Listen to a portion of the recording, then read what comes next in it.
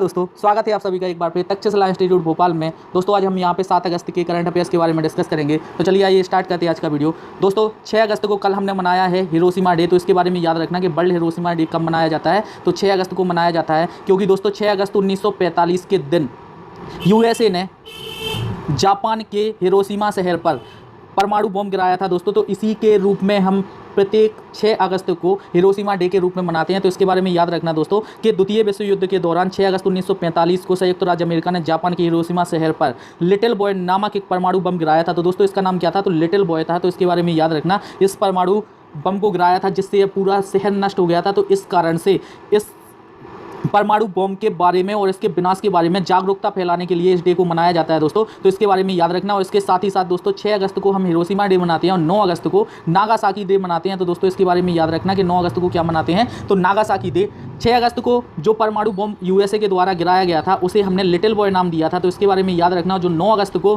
परमाणु बम गिराया था उसका नाम दोस्तों फैटमैन था। इसे याद रखना कि यह कौन सा बम था, तो फैटमैन। तो इसके बारे में भी याद रखना। चलिए हम नेक्स्ट क्वेश्चन देख लेते हैं दोस्तों। यहाँ पे नेक्स्ट क्वेश्चन दिया गया है दोस्तों, अभी हाल ही में मनोज सिन्हा को नियुक्त किया गया है जम्मू कश्मीर के नए उपराज्यपाल के रूप में। तो दोस्तों इनके बारे में याद रखना, यहाँ पे राष्ट्रपति रामनाथ कोविंद द्वारा पूर्व केंद्रीय मंत्री मनोज सिन्हा को जम्मू कश्मीर के नए उपराज्यपाल के रूप में नियुक्त किया गया है। तो दोस्तों इनके बारे में याद रखना कि अभी हाल ही में किन्हें नियुक्त किया गया जम्मू कश्मीर के उपराज्यपाल के रूप में। तो ये किया गया मनोज सिन्हा को। तो इनके बारे में याद रखना। ये किन की जगह लेंगे? तो दोस्तों गिरीश चंद्र मुर्मू की यह जगह लेंगे।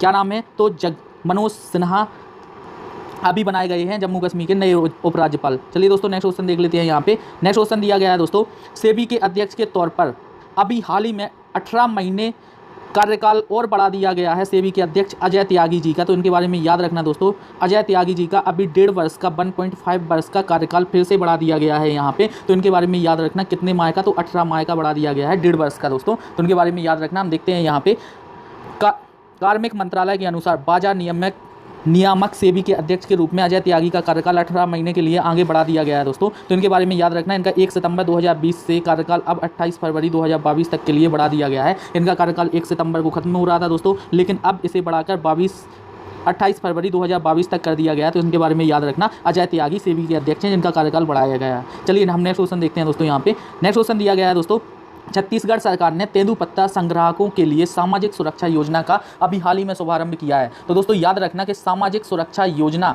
का शुभारंभ किसने किया है? तो ये छत्तीसगढ़ सरकार ने किया है तेंदुपत्ता संग्राहकों के लिए। जो दोस्तों तेंदुपत्ता जोड़ते हैं उनके लिए किया है सामाजिक सुरक्षा योजना। किसने? तो छत्तीसगढ़ ने। हम देख लेते हैं यहाँ पे, छत्तीसगढ़ के मुख्यमंत्री भूपेश बघेल द्वारा राज्य में तेंदुपत्ता संग्राहकों के लिए सामाजिक सुरक्षा योजना शहीद महेंद्र कर्मा तेंदुपत्ता संघर्ष समाज सुरक्षा योजना की शुरुआत की गई है। तो दोस्तों याद रखना यहाँ पे कि छत्तीसगढ़ सरकार के द्वारा तेंदुपत्ता संग्राहकों के लिए कौन सी सामाजिक सुरक्षा योजना प्रारंभ की गई है? तो ये शहीद महेंद्र कर्मा तेंदुपत्ता संघर्ष समाज योजना प्रारंभ की गई है। इसमें तेंदुपत्ते एवं बीड़ी बनाने के लिए इस्तेमाल होने वाले जो बीड़ी के पत्ते हैं जिन्हें लपेटा जाता है उन संग्राहकों के लिए यह योजना की गई है। तो इनके बारे में याद रखना दोस्तों कि इसका नाम क्या है? तो शहीद महेंद्र कर्मा तेंदुपत्ता संघर्ष समाज योजना इस योजना का नाम है। तो उनके बारे में याद रखना किसने स्टार्ट की है? तो छत्तीसगढ़ ने। तो उनके बारे में याद रखना। हम नेक्स्ट देख लेते हैं दोस्तों, यहाँ की जो राज्यपाल है वो अनुसुईया उइके हैं। चलिए हम नेक्स्ट क्वेश्चन देखते हैं। यहाँ पे नेक्स्ट क्वेश्चन दिया गया है दोस्तों,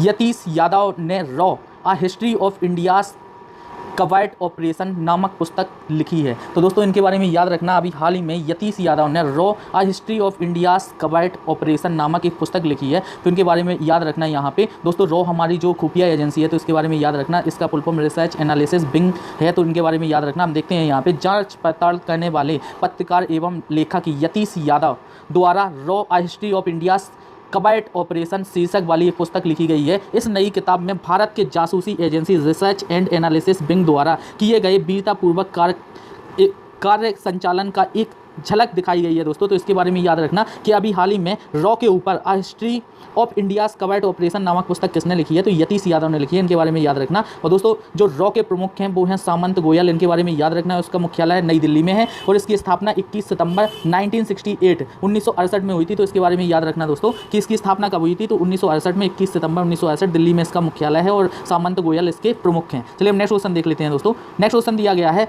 भारत संयुक्त राष्ट्र विकास साझेदारी निधि में भारत ने 15.46 मिलियन अमेरिकी डॉलर का योगदान दिया है। तो दोस्तों याद रखना यहाँ पे कि अभी हाल ही में भारत संयुक्त राष्ट्र विकास साझेदारी निधि में भारत ने 15.46 मिलियन अमेरिकी डॉलर का योगदान अभी हाल ही में दिया है। तो इनके बारे में याद रखना। हम देखते हैं भारत ने सतत विकास लक्ष्यों की प्राप्ति के लिए विकासात्मक प्राथमिकताओं में विकासशील राष्ट्रों के समर्थन करने के लिए अपनी प्रतिबद्धता के अंतर्गत भारत संयुक्त राष्ट्र विकास साझेदारी निधि USD 15.46 मिलियन डॉलर की राशि अभी हाल ही में प्रदान की है। तो इसके बारे में याद रखना कि दोस्तों 15.46 मिलियन अमेरिकी डॉलर को अभी भारत ने दिया है किसे, तो भारत संयुक्त राष्ट्र साझेदारी कार्यक्रम के लिए, जिसमें जो कि सतत विकास में विकासशील देशों को शामिल किया है, उन्हें यह धनराशि दी जाएगी। तो इसके बारे में याद रखना। चलिए दोस्तों देखते हैं। चलिए दोस्तों नेक्स्ट क्वेश्चन इसे देख लेते हैं। अभी हाल ही में हाइड्रो मौसम संबंधी खतरों के जोखिम को कम करने के लिए वेबिनार श्रृंखला का आयोजन किया गया है। तो इसके बारे में याद रखना दोस्तों। हम यहाँ पे देख लेते हैं। भारत मौसम विज्ञान विभाग के सहयोग से राष्ट्रीय आपदा प्रबंधन संस्थान द्वारा हाइड्रोमेटोलॉजिकल हजार्ड रिस्क रिडक्शन यानी जल मौसम संबंधी खतरों के जोखिम को कम करने के विषय में एक वेबिनार श्रृंखला का आयोजन किया गया है। इस वेबिनार श्रृंखला में तूफान, आकाशीय बिजली, बादल का फटना, बाढ़, चक्रवात तूफान जैसी जलवायु परिवर्तन के खतरों को कम करने के उद्देश्य से इसे प्रारंभ किया गया है। तो दोस्तों इसके बारे में याद रखना कि अभी 4 वेबिनार योजना प्रारंभ की गई हैं। किस लिए? तो ये हाइड्रो मौसम संबंधी खतरों के जोखिम को कम करने के लिए किया गया है। तो इसके बारे में याद रखना। चलिए दोस्तों हम नेक्स्ट क्वेश्चन देख लेते हैं। चलिए दोस्तों नेक्स्ट क्वेश्चन इसे देख लेते हैं। अभी हाल ही में कंप्यूटर माउस के सह आविष्कारक विलियम इंग्लिश का निधन हो गया है। तो दोस्तों इनके बारे में याद रखना कि अभी हाल ही में सह आविष्कारक विलियम इंग्लिश का निधन हो गया है, जो कि क्या थे, तो कंप्यूटर माउस के सह आविष्कारक थे। तो इनके बारे में याद रखना यहाँ पे। और दोस्तों जो माउस का आविष्कार किया था, ये किया था डगलस ने, और ये उन्हीं के क्या थे, तो सहयोगी। तो इनके बारे में याद रखना। हम यहाँ पे देखते हैं America computer engineer William Kirk English, जो कि दुनिया के पहले कंप्यूटर माउस के सह आविष्कारक थे, इनका निधन हो गया है। और 60 के दशक के मध्य में बिल इंग्लिश द्वारा बनाया गया मूल माउस केवल एक पिनवुड ब्लॉक एवं क्रूड बटन का एक कनेक्टर था। तो इनके बारे में याद रखना दोस्तों। ये कौन थे? तो विलियम इंग्लिश, जिन्होंने क्या थे, तो यह माउस के सह आविष्कारक थे। तो इनके बारे में याद रखना। और माउस का आविष्कार किसने किया था? तो डगलस ने किया था। तो इनके बारे में याद रखना दोस्तों। चलिए हम नेक्स्ट क्वेश्चन देख लेते हैं। दोस्तों ये नेक्स्ट क्वेश्चन इसे देख लेते हैं। अभी हाल ही में एक्सिस बैंक ने लॉन्च किया है स्वचालित वॉइस असिस्टेंट एक्सा। तो दोस्तों याद रखना एक्सा किसके द्वारा लॉन्च किया गया? तो ये किया गया है एक्सिस बैंक के द्वारा। हम यहाँ पे देखते हैं निजी क्षेत्र के ऋणदाता एक्सिस बैंक ने एक automotive voice assistant Axa launch किया है। एक्सा एक artificial intelligence password conversational voice BOT है। तो दोस्तों इसके बारे में याद रखना कि अभी हाल ही में एक्सा नाम का स्वचालित वॉइस असिस्टेंट किसने लॉन्च किया? तो ये किया है एक्सिस बैंक ने। तो इसके बारे में याद रखना। हम यहाँ पे देखते हैं दोस्तों एक्सिस बैंक के जो प्रबंध निदेशक एवं मुख्य कार्यकारी अधिकारी है वो हैं अमिताभ चौधरी। तो इनके बारे में याद रखना दोस्तों कि जो एक्सिस बैंक के CEO हैं वो कौन है? तो अमिताभ चौधरी। चलिए हम नेक्स्ट क्वेश्चन देख लेते हैं। यहाँ पे नेक्स्ट क्वेश्चन दिया गया है दोस्तों, रंगमंच के दिग्गज कलाकार इब्राहिम अल काजी का निधन हो गया है। तो दोस्तों इनके बारे में याद रखना कि रंगमंच के दिग्गज कलाकार थे इब्राहिम अल काजी, इनका अभी हाल ही में निधन हो गया है। तो हम देखते हैं यहाँ पे रंगमंच के कलाकार एवं महान शिक्षक इब्राहिम अल काजी का अभी हाल ही में निधन हो गया है। वह राष्ट्रीय नाट्य विद्यालय में सबसे लंबे समय तक सेवा करने वाले निर्देशक थे और इन्होंने नसीरुद्दीन शाह, ओमपुरी, रोहिणी आदि की फिल्मों में मार्गदर्शक के रूप में काम किया था। तो दोस्तों इनके बारे में याद रखना यहाँ पे। और इसके साथ ही साथ 1950 में BBC ब्रॉडकास्टिंग अवार्ड भी जीता था इन्होंने। तो इनके बारे में याद रखना। क्या नाम है इनका? तो रंगमंच के दिग्गज कलाकार थे अल काजी, इब्राहिम अल काजी, जिनका अभी हाल ही में निधन हो गया है। इब्राहिम अल काजी कौन थे दोस्तों? तो रंगमंच कलाकार थे। इनके बारे में याद रखना। और भी फेमस कई चीज़ें की हैं दोस्तों इन्होंने, जिनके बारे में याद रखना। इन्हें 1966 में पद्मश्री पुरस्कार, 1991 में पद्म भूषण पुरस्कार और 2010 में इन्हें पद्म विभूषण पुरस्कार से सम्मानित किया गया था दोस्तों। तो इनके बारे में याद रखना। ये बहुत मोस्ट इंपोर्टेंट क्वेश्चन रहेगा दोस्तों यहाँ पे। इब्राहिम अल काजी कौन थे? तो ये रंगमंच कलाकार थे। चलिए हम नेक्स्ट क्वेश्चन देख लेते हैं। नेक्स्ट क्वेश्चन दिया गया है दोस्तों, लोकमान्य तिलक स्वराज्य से आत्मनिर्भर भारत विषय पर अंतर्राष्ट्रीय वेबिनार संपन्न किया गया। तो दोस्तों इसके बारे में याद रखना। अभी हाल ही में किस राष्ट्रीय नेता के नाम पर अभी एक वेबिनार आयोजित किया गया है? तो लोकमान्य तिलक स्वराज्य आत्मनिर्भर भारत विषय पर अंतर्राष्ट्रीय वेबिनार अभी हाल ही में संपन्न किया गया। इसके बारे में देखते हैं। लोकमान्य तिलक राज्य से आत्मनिर्भर भारत के विषय में 2 दिवसीय अंतर्राष्ट्रीय वेबिनार का उद्घाटन केंद्रीय गृह मंत्री अमित शाह ने किया है। तो दोस्तों इनके बारे में याद रखना कि अभी किसने इसे प्रारंभ किया है? तो केंद्रीय गृह मंत्री अमित शाह ने किया है। और वेबिनार का आयोजन महान स्वतंत्रता सेनानी लोकमान्य बाल गंगाधर तिलक की 100वीं पुण्यतिथि के अवसर पर किया गया था। तो दोस्तों इनके बारे में याद रखना। और यह आयोजन नई दिल्ली में किया गया है। तो यह लोकमान्य तिलक की कौन सी पुण्यतिथि थी? तो ये 100वीं पुण्यतिथि थी। तो इनके बारे में याद रखना है यहाँ पे कि 100वीं पुण्यतिथि पर लोकमान्य तिलक के नाम पर एक वेबिनार आयोजित किया गया है। चलिए हम नेक्स्ट क्वेश्चन देख लेते हैं दोस्तों। यहाँ पे दोस्तों आपसे ऐसे भी क्वेश्चन पूछा जा सकता है कि लोकमान्य तिलक की यह कौन सी पुण्यतिथि इस वर्ष मनाई गई या किस महान नेता की पुण्यतिथि इस वर्ष मनाई गई? तो 100वीं पुण्यतिथि मनाई गई है दोस्तों, इसके बारे में याद रखना। चलिए नेक्स्ट क्वेश्चन देख लेते हैं। नेक्स्ट क्वेश्चन है दोस्तों, हरियाणा सरकार द्वारा परिवार पहचान पत्र PPP शुरू किया गया है। तो दोस्तों यहाँ पे याद रखना कि परिवार पहचान पत्र किसकी कौन सी सरकार के द्वारा अभी हाल ही में प्रारंभ किया गया है? तो ये हरियाणा सरकार के द्वारा किया गया। हम देखते हैं हाल ही में हरियाणा सरकार ने परिवार पहचान पत्र लॉन्च किया है। और PPP प्रत्येक परिवार को आवंटित एक 8 अंकों का विशिष्ट पहचान संख्या है और परिवार को एकल इकाई माना जाएगा दोस्तों। तो इसमें याद रखना कि अभी पर पर्सन एकल इकाई माना जाता था, अब भी हरियाणा सरकार के द्वारा की गई इस पहल में पूरे परिवार को एकल इकाई के रूप में माना जाएगा। और सरकार का लक्ष्य PPP के माध्यम से राज्य के प्रत्येक परिवार पर निगरानी रखना है। तो इसके बारे में याद रखना कि अभी हाल ही में परिवार पहचान पत्र किसने स्टार्ट किया है? तो ये हरियाणा सरकार ने किया है। तो इसके बारे में याद रखना। चलिए हम नेक्स्ट क्वेश्चन देखते हैं दोस्तों।